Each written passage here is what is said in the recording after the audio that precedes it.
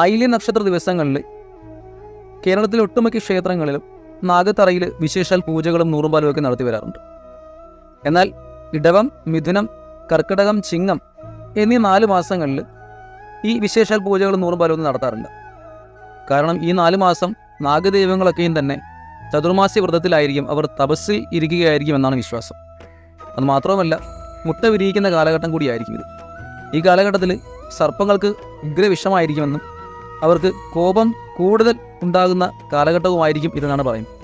അതുകൊണ്ടാണ് ഈ കാലഘട്ടത്തിൽ സർപ്പാരാധന നിർത്തിവെക്കുന്നതും അതുപോലെ തന്നെ കാവുകളിൽ കയറുന്നതും മരം മുറിക്കുന്നതൊക്കെ നമ്മൾ ചെയ്യാറില്ലാത്തത്.